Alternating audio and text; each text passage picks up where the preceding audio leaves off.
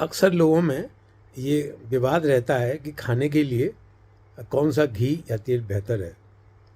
तो अच्छे घी या अच्छे तेल के लिए जो पैरामीटर्स हैं जिन पर आप कह सकते हैं कौन सा बेहतर है, तो उसमें एक तो पहला है स्मोक पॉइंट, यानी कौन सा घी तेल कितने हाई टेम्परेचर तक फ्री रेडिकल्स या ऑक्सीडाइज नहीं होता, फ्री रेडिकल्स नहीं देता।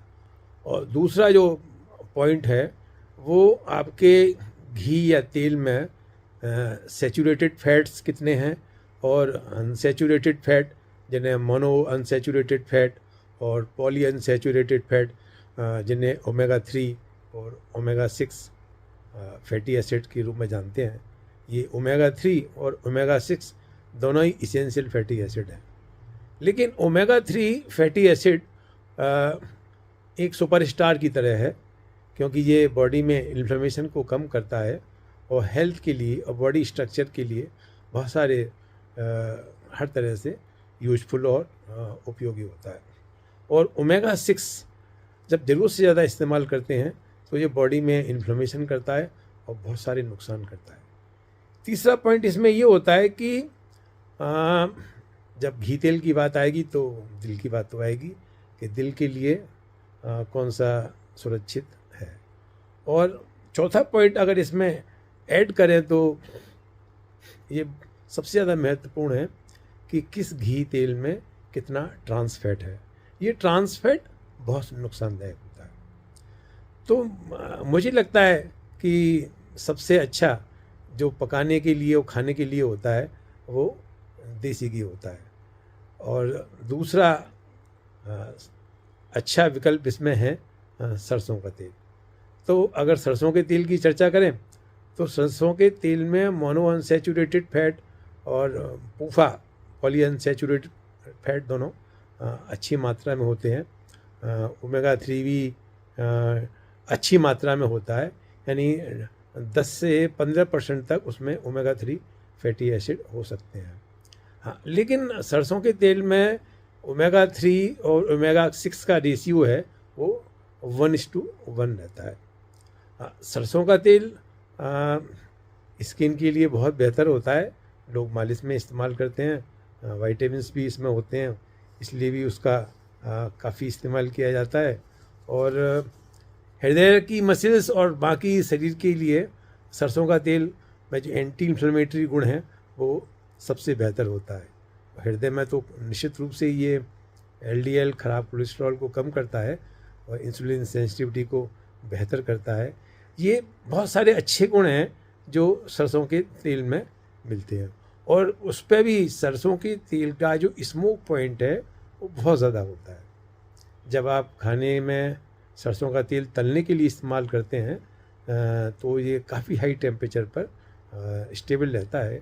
इसलिए बरसों से भारत में सरसों का तेल इस्तेमाल किया जाता रहा है। लेकिन इसमें एक इरूसिक एसिड होता है, जो कार्डियोलॉजिस्ट हैं, अमेरिकन हार्ट एसोसिएशन वालों का कहना है कि जो इरूसिक एसिड है वो कार्डियक मसल्स में फैट डिपोजिशन करता है और जब आप ज़्यादा मात्रा लेंगे तो ये नुकसान करेगा। उससे भी ज़्यादा चिंता की बात ये है कि हिंदुस्तान में मिलने वाला सरसों का तेल 90% से अधिक प्रदूषित होता है, एडल्ट्रेटेड होता है। उसमें बहुत सारे खतरनाक अवयव लोग मिला देते हैं। हालांकि ये बात सही है, जो जितने बेनिफिट, हेल्थ बेनिफिट हैं सरसों के तेल से, वो हमें तब ज़्यादा मिलते हैं जब वो कच्ची घानी यानी कोल्ड प्रेस्ड करके बनाया गया हो। और जो बहुत सारी मशीनरी के साथ केमिकल्स के साथ सरसों का तेल बनाया जाता है तो उसमें उसकी जो लाभकारी गुण हैं उनमें काफ़ी कमी आ जाती है। लेकिन सरसों का तेल इस्तेमाल करने में सबसे बड़ी बात ये है कि भारत में मिलने वाला सरसों का तेल ज़्यादातर उसमें एडल्ट्रेशन और केमिकल्स का बहुत ज़्यादा मिलाया जाना देखा गया है। तो सबसे बेहतर मुझे लगता है कि देसी घी सबसे बेहतर होता है। क्यों बेहतर होता है? क्योंकि देसी घी का स्मोक पॉइंट सबसे ज़्यादा होता है। 250 डिग्री सेंटीग्रेड पर भी ये ठीक रहता है और हाई स्मोक पॉइंट से ये मतलब, जैसे मैंने आपको पहले बताया कि जब गर्म करेंगे तो बहुत आसानी से ऑक्सीडाइज नहीं होगा। ऑक्सीडाइज नहीं होगा तो जो खतरनाक फ्री रेडिकल्स है वो घी में नहीं मिलेंगे। लेकिन एक बात यहाँ बताना ये भी ज़रूरी है कि अगर आप देसी घी का इस्तेमाल कर रहे हैं तो जब आप 2-3 बार से ज़्यादा गर्म करेंगे तो इसमें ट्रांस फैट बढ़ने की संभावना ज़्यादा हो जाएगी और साथ ही इसमें ऑक्सीडेशन का खतरा भी बढ़ जाएगा। तो अभी जैसे मैंने एक पिछले वीडियो में कहा था कि देसी घी बहुत बेहतर है। एक 2000 कैलोरी की ज़रूरत वाले आदमी को दिन भर में 70-72 ग्राम फैट से ज़्यादा नहीं लेना चाहिए। उसमें भी आधा विजिएबल फैट यानी 30 ग्राम फैट ही पूरे दिन के लिए अलाउड है। उस 30 ग्राम में भी आधा आपको देसी घी लेना चाहिए। कहने का मतलब ये हो गया कि 1 टेबल स्पून 15 ग्राम, तो 1 चम्मच सवा चम्मच से ज़्यादा आप देसी घी का इस्तेमाल करेंगे तो ये खतरा पैदा करेगा। जैसे कार्डियोलॉजिस्ट का कहना है कि ज़्यादा मात्रा में अगर आप, चूँकि देसी घी में सैचुरेटेड फैट बहुत ज़्यादा मात्रा में होता है, 80-90% तक होता है, तो ये एलडीएल को बढ़ाता है। हालांकि ये बात यहाँ बताना ज़रूरी है कि जो सैचुरेटेड फैट हैं वो गाय के घी में कम होते हैं और अच्छी गुणवत्ता का अगर जो घी है, बिलोना तकनीक से बनाया गया घी है, उसके बहुत सारे बेनिफिट भी हैं। पाचन तंत्र में ओवरऑल डाइजेशन को बेहतर करना, और ऐसा कहा जाता है कि ये इंटेस्टाइन की जो इनर लाइनिंग है उसको लुब्रिकेट करके शरीर में बहुत सारे फ़ायदे करता है। जैसे ये कहा है कि ये हाथों की इन्फ्लेमेशन को कम करता है और आईबीएस और आईबीडी इन्फ्लेमेटरी बाउल डिजीज़ हैं, इनके लिए काफ़ी फ़ायदेमंद होता है। इवन जो कॉन्स्टिपेशन के मरीज़ हैं, देसी घी का अगर सीमित इस्तेमाल करते हैं तो कॉन्स्टिपेशन में, कब्ज में कई तरह से देसी घी फ़ायदेमंद होता है। इसके अलावा आयुर्वेद में कहा गया है कि ये मेमोरी को बढ़ाता है और जॉइंट्स के लिए बहुत अच्छा होता है। और जॉइंट्स की मालिश के लिए हिंदुस्तान में सरसों का तेल भी बहुत इस्तेमाल किया जाता है। लेकिन सरसों के तेल में इतनी ज़्यादा इम्प्योरिटीज़ आजकल आ रही हैं कि स्किन की ओपीडी में बहुत सारे केस इस बात के आ रहे हैं कि ये एडल्ट्रेटेड या केमिकल युक्त सरसों का तेल इस्तेमाल कर रहे हैं, इसलिए ये खतरा हो गया।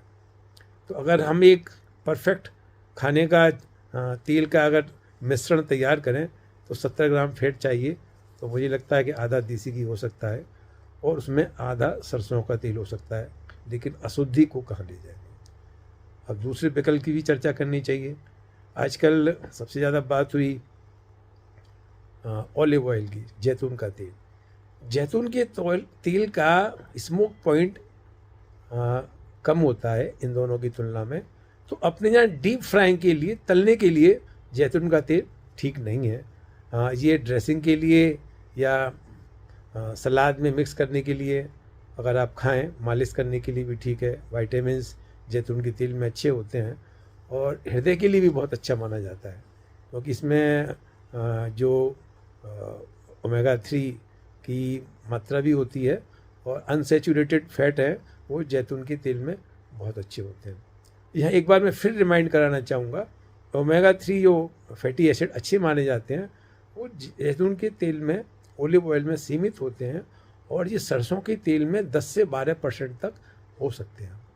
तो जैतून का तेल ठीक है, हृदय के लिए तो बहुत ही अच्छा है, इंसुलिन सेंसिटिविटी को भी इम्प्रूव करता है ऐसा माना जाता है। लेकिन एक तो हाई कॉस्ट है और तलने के लिए ठीक नहीं है। अब अगर दूसरे तेल की चर्चा करें, जैसे कोकोनट ऑयल, आजकल कोकोनट ऑयल और मूंगफली का तेल भी काफ़ी इस्तेमाल किया जाता है। लेकिन जो कोकोनट ऑयल है, नारियल का तेल है, वो भी कच्ची घानी का ही अच्छा होगा। कच्ची घानी का जो कोकोनट ऑयल है उसमें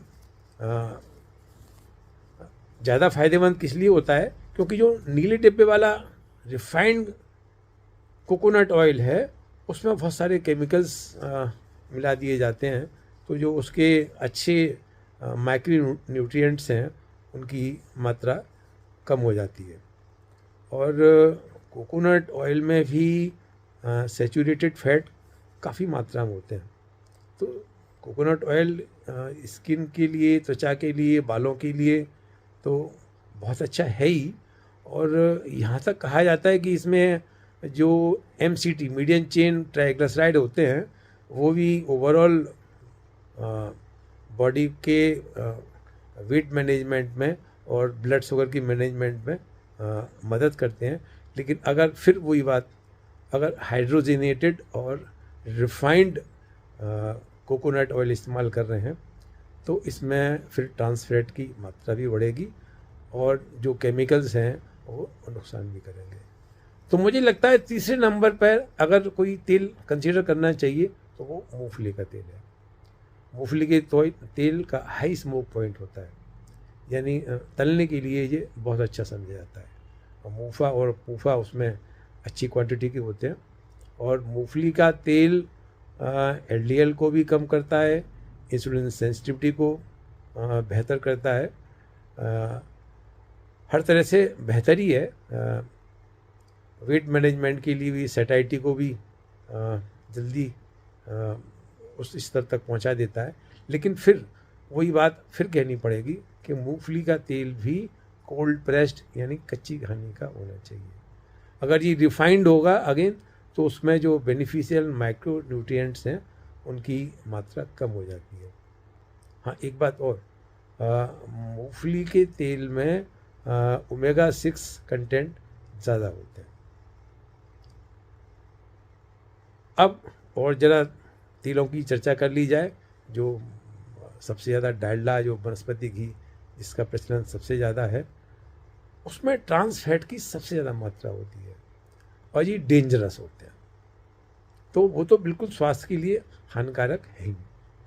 हालांकि कुछ वनस्पति तेल जैसे सनफ्लावर ऑयल और सोया ऑयल की चर्चा करें तो जैसे सनफ्लावर ऑयल है उसमें सेचुरेटेड फैट कम मात्रा में होते हैं, लेकिन ओमेगा 6 की उसमें अच्छी क्वांटिटी होती है। लेकिन अगर सोया ऑयल की बात करें तो सोया ऑयल में पॉली अनसेचुरेटेड फैट तो होते हैं, विटामिन के भी होता है। लेकिन जब इनको रिफाइंड किया जाता है या जिनका हाइड्रोजिनेशन करके इनको जमाया जाता है तो ये जितने भी वनस्पति तेल हैं इनमें ट्रांस फैट की मात्रा काफ़ी बढ़ जाती है और जो हार्मफुल केमिकल्स हैं उनकी भी मात्रा काफ़ी होती है। और जितने ये वनस्पति घी, डालडा और ये सब हैं इनमें ओमेगा 6 की बहुत ज़्यादा मात्रा होती है। ओमेगा 6 की बहुत ज़्यादा मात्रा बॉडी में इन्फ्लेमेशन को बढ़ाती है। तो जितने भी डालडा या वनस्पति के तेल हैं वो सब स्वास्थ्य के लिए हानिकारक है। और इसकी जो नुकसान हैं वो तब और बढ़ जाते हैं जब इनका इस्तेमाल तलने के लिए हम करते हैं और एक ही तेल को बार बार गर्म करते हैं। जैसे आम बाज़ारों में समोसे, कचौड़ी में जो तेल इस्तेमाल किए जाते हैं और वो बार बार इस्तेमाल जब किए जाते हैं तो उनमें ट्रांस फैट की मात्रा बढ़ने लगती है। कोई भी तेल 2 बार तक ठीक होता है, 3 बार तक भी इस्तेमाल कर सकते हैं। और ख़ास तौर से जो बाज़ारों में ये रिफाइंड ऑयल और घी जो कई बार तलने में इस्तेमाल होते हैं, इनमें ट्रांस फैट की इतनी ज़्यादा मात्रा होती है जो बहुत नुकसान करती है। देसी घी में ट्रांस फैट ना के बराबर होता है, हालांकि उसको भी अगर 3-4 बार गर्म करेंगे तो कुछ मात्रा बढ़ेगी। लेकिन जो रिफाइंड ऑयल हैं उनमें ट्रांस फैट की मात्रा बहुत ज़्यादा होने की वजह से ये शरीर को नुकसान करते हैं। तो अगर कंसेंसस इसमें बने तो ऑयल बाय रोटेशन, देसी घी सीमित मात्रा में इस्तेमाल करना है और साथ में रोटेशन के साथ मूंगफली का तेल है, कोकोनट ऑयल है या और भी जो आपका पसंद का तेल है, इवन जो वेजिटेबल ऑयल हैं उनको भी कभी कभी इस्तेमाल करना चाहिए। सोयाबीन का तेल और जो सनफ्लावर ऑयल है कभी कभी इस्तेमाल किए जा सकते हैं। और जो ऑलिव ऑयल है विदेशी तेल है, ड्रेसिंग में और सलाद वगैरह में भले ही इस्तेमाल कर लें पर तलने के लिए बिल्कुल उपयोगी नहीं है। तो की इज़ रोटेशन ऑफ ऑयल।